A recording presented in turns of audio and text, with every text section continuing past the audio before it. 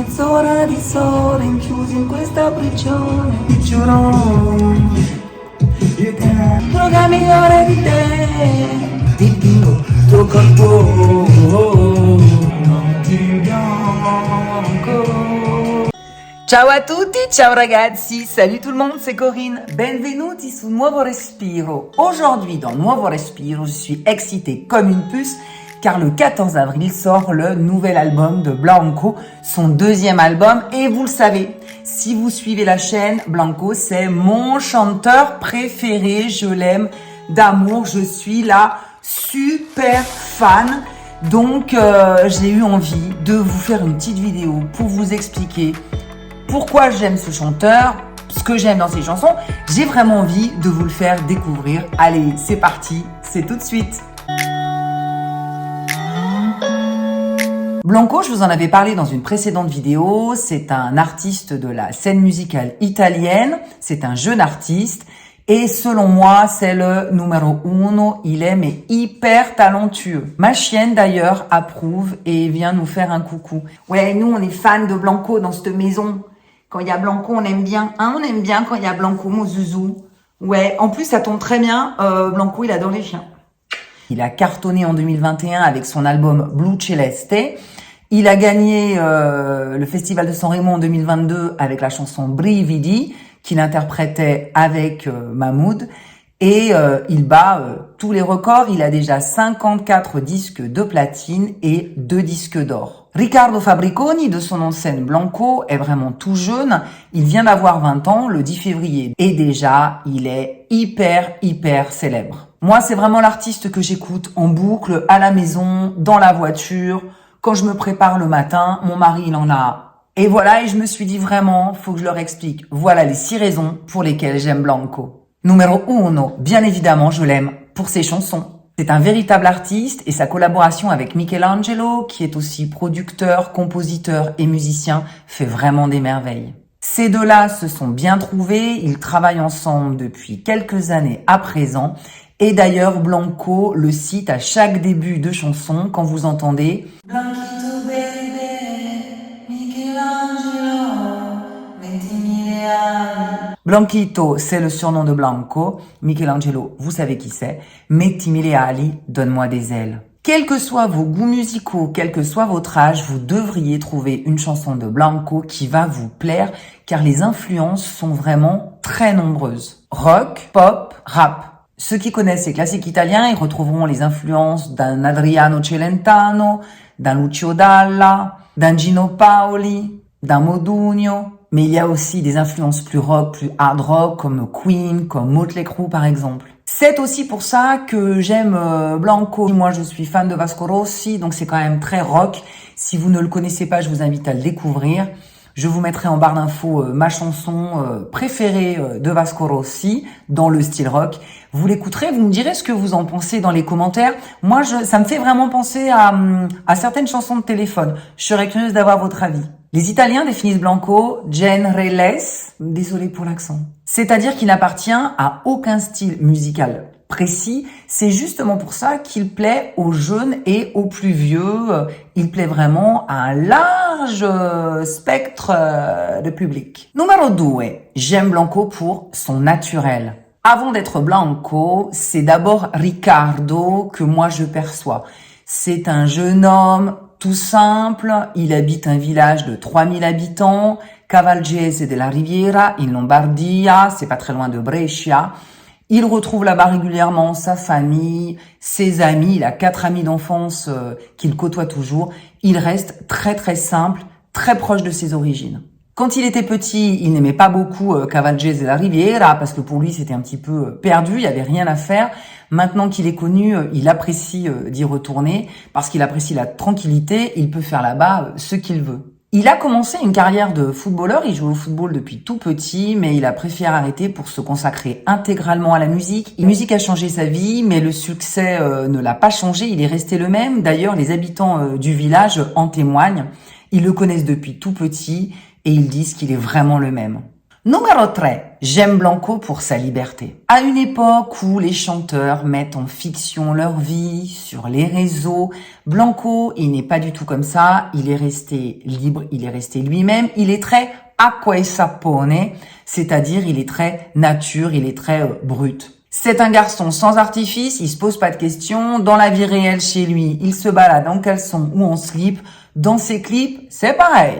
Il adore courir tout nu dans les bois, il dit que ça le ressource, que tout le monde devrait faire ça. Bien entendu, il le fait quand il est tout seul. Ça lui permet de se rappeler qu'il n'est qu'un petit point dans l'univers, qu'on est peu de choses, et ça lui permet de relativiser. Il poste aussi des photos avec son chien, où on le voit faire de longues promenades, même sous la pluie. Moi, ce que j'aime chez lui aussi, c'est que c'est quand même un chouette message pour l'acceptation de soi-même, de son corps, de ce que l'on est, avec ses défauts physiques. Il y a des vidéos de lui où il était plutôt jeune, il avait 16-17 ans, il était plutôt magrolino et avec quelques boutons d'acné sur le visage, quelques cicatrices. Et Blanco, il se montre tel qu'il est. Il ne modifie pas son image, il ne construit pas son image. Un jeune qui vit pleinement sa musique et sa vie. Correre per strada solo a piedi nudi. La vita è una sola, meglio se la godi, ma che bello è se uno schema non c'è, se la vivi con me non diventa un cliché. Traduction libre de ma part, courir dans la rue seul, les pieds nus, il n'y a qu'une vie, mieux vaut en profiter. Mais qu'est-ce que c'est chouette quand il n'y a pas de schéma, de route toute tracée, si tu vis avec moi. Elle ne devient pas un cliché. Dans les chansons de Blanco, on sait quand même une urgence de vivre, une envie de croquer la vie à pleines dents et de ne rien regretter. Numéro 4, j'aime Blanco pour sa fougue. Je ne parle pas simplement de la fougue de sa jeunesse, je parle aussi d'une énergie primaire, d'une énergie brute qui marie la vie, la musique et le sexe. Dans une période où on ne peut plus parler de grand-chose, ces chansons parlent d'une jeunesse débridée, qui explose de vie après des mois de privation de liberté avec le confinement et qui n'aspire qu'à vivre avec tous les excès que ça peut comporter. Je vous renvoie aux paroles de 3 chansons, Notte in bianco, un de ses grands succès, Pornografia et Amatoriale, où les paroles sont plus qu'explicites. Bon, à tel point que je peux pas les dire là, sinon on risque de me supprimer ma vidéo. Mais je vous rassure, rien qui ne m'ait choqué à titre personnel, le sexe fait partie de la vie. Numéro 5, j'aime Blanco pour sa dualité. Blanco, c'est un mélange de fougue et d'excès, et de pudeur et de poésie. Il a vraiment les deux côtés. Et ce que je trouve particulièrement intéressant, c'est qu'il concilie parfaitement ces deux visages. Il aime les tatouages et il a un ange avec son année de naissance, 2003. Il dit que cette image le représente parfaitement, c'est une image propre, bonne, bienveillante, et c'est ce qu'il est, il le dit lui-même, c'est un gentil garçon. Mais à la place de l'auréole, il y a des épines pour rappeler son côté un peu plus sombre. On retrouve cette dualité dans la pochette de l'album Blu Celeste, qui est vraiment un album hyper personnel. In questo disco c'è tutto quello che ho vissuto da quando ho iniziato a far musica. Il concetto dell'album lo vedi in copertina. La foto è stata scattata nel Mar della Liguria. Sono sospeso a metà tra superficie e fondale. Sono appeso morto, sono rilassato. Dans ce disque, il y a tout ce que j'ai vécu depuis que j'ai commencé à faire de la musique. Le concept de l'album, on le voit dès la couverture. La photo a été prise dans la mer de Ligurie. Je suis suspendu à moitié entre la surface et le fond. Je suis un poids mort, je suis détendu. Et oui, c'est ça, être suspendu entre la superficie et la vie, et le fond, c'est-à-dire des émotions très intériorisées, très questionnante, très métaphysique, je dirais. Et c'est cet entre-deux qui me plaît parce que les paroles de chansons parlent à tout le monde. Ce que Blanco dit, on l'a tous vécu ou si on est plus jeune, on le vivra tôt ou tard. Que de maturité pour écrire à l'âge de 18 ans. E mi sento come un pozzo senza fondo, cercando qualcosa di nuovo che mi riempia questo vuoto. Et je me sens comme un puits sans fond, cherchant quelque chose de nouveau qui remplisse ce vide. Numéro 6, j'aime Blanco pour sa poésie. C'est un sentimental, il a écrit sa première chanson jeune alors qu'il était amoureux d'une jeune fille. Il pensait alors qu'il n'y aurait qu'une seule chanson, mais il a pris goût à l'écriture. L'écriture a vraiment une fonction de purification, une fonction libératrice, une fonction cathartique. Et depuis, il ne s'est jamais arrêté. Dans sa dernière chanson, L'Isola delle Rose, on a vraiment un message fort. Ma mi fai sentire vivo ogni volta che respiro. Il tuo sapore è l'eco del mio dolore. Ma volevo fossi mia, mia, mia, come fossi stata tu ad aver scelto me, solo per rendermi un po' meno fragile. Tu me fais sentir vivant chaque fois que je respire. Ta saveur fait écho à ma douleur, mais je voulais que tu sois mienne, comme si c'était toi qui m'avais choisi, juste pour me rendre moins fragile. Mais que c'est beau! Vous l'avez compris, ce qu'on aime dans Blanco, c'est sa folie, c'est ses excès, c'est sa spontanéité, mais ce qu'on aime aussi, c'est la profondeur de ses textes. C'est quelqu'un qui a une grande maturité et une très belle compréhension de la vie, avec de très belles valeurs. Et maintenant, la Coco Touch du jour. Bon, on va revenir sur ce qui s'est passé sur l'affaire. Sanremo, oh l'affaire, tout de suite les grands mots. Oui, enfin, la belle affaire, quoi. Je vous explique tout. Blanco était invité le premier soir du festival de Sanremo pour présenter sa nouvelle chanson L'Isola delle Rose. Il y avait un parterre de roses sur scène, mais il y a eu un problème technique. Blanco n'avait aucun retour son. Il n'a pas su comment réagir et donc il a saccagé la scène en donnant de grands coups de pied dans les roses. Le public de l'Ariston a été indigné. Les spectateurs l'ont sifflé copieusement. Sanremo est surnommée la ville des fleurs et le président de la région Liguria n'a pas apprécié du tout. Il a déclaré, je cite, « Personne ne touche aux fleurs de Sanremo. Derrière le décor de fleurs que tu as détruit avec nonchalance, il y a l'histoire d'une ville entière et le travail acharné de nos floriculteurs. À ton âge, on fait parfois des erreurs, mais on peut toujours se racheter. » Et du coup, il invitait l'artiste à venir visiter les serres. Le maire de Sanremo a lui aussi déclaré « Parfois, quand on fait une connerie, le mieux, c'est de demander pardon. » Blanco n'avait vraiment pas conscience qu'il faisait une connerie quand il a piétiné les fleurs. Lui, il a géré la situation comme il pensait. Il a improvisé. Il a publié un mot d'excuse sur Instagram qu'il a intitulé « Ariston ». L'Ariston, c'est le théâtre où se déroule le festival de Sanremo. Et dans ce mot, il demande pardon à la ville des fleurs. Je cite, « Je t'ai fait pleurer comme ma mère, Ariston.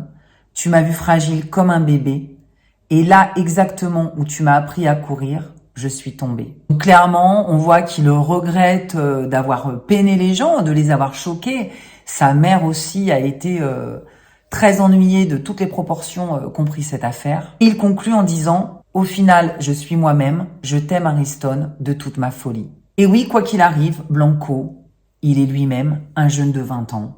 Un jeune de 20 ans. Mais l'histoire ne s'arrête pas là, car le parquet d'Imperia a été saisi, citation, pour dommages sur des vases et des fleurs sur la scène de l'Ariston, payés par les usagers italiens qui financent la RAI avec la redevance. Il y a donc de l'argent public gaspillé. Ce délit prévoit quand même de 6 mois à 3 ans de prison, on plaisante pas, qui peuvent passer de 3 ans à 5 ans si le délit se produit à l'occasion de manifestations qui se déroulent en public ou ouvertes au public, ce qui était le cas. Donc voyez, cette histoire, elle finit en affaire d'État presque. Ridicule. Bon, ok, il aurait peut-être pas dû.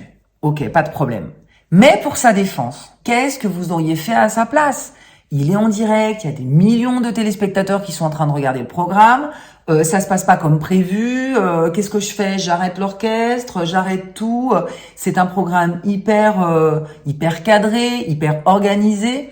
Qu'est-ce que je fais, quoi? Moi, perso, à 19 ans, il n'avait pas encore 20 ans, j'aurais paniqué. Laura Pausini, Dieu sait si elle est célèbre et si elle a de l'expérience, a elle-même déclaré qu'elle ne reparticiperait pas à la compétition du festival de Sanremo, qu'elle ne mettrait jamais en jeu sa carrière et que cette scène lui faisait peur. Elle-même, elle a la trouille. Alors, un petit jeune de 19 ans, un peu de compréhension, de la bienveillance. La maman de Blanco, Paola, a défendu son fils lors d'une émission La Vita in Diretta. Elle a quand même trouvé que c'était un petit peu gros. Il s'est excusé. C'est un jeune de 20 ans. On peut quand même lui pardonner l'inexpérience de sa jeunesse. Elle a expliqué que son fils n'avait aucune intention de nuire à quiconque ou de blesser quiconque, qu'il s'était excusé et que c'était quand même très lourd ce qui pesait sur les épaules de Blanco avec ce procès éventuel. Bon, moi, je vais vous donner mon avis. Je pense que Blanco, il a pas su réagir, il est un peu paniqué. Il pouvait pas chanter, il a fait le show. Bon, il nous a fait una blanquita. Bon, c'est un mot que je vais expliquer. Fare una blanquita, nouvelle expression corénienne. Faire un coup de sang. Péter les plombs. Moi, je suis comme la maman, je défends cet artiste, c'est mon chouchou. Moi, je trouve que on a quand même oublié dans cette période un peu aseptisée tous les excès qu'ont eu les rockstars par le passé.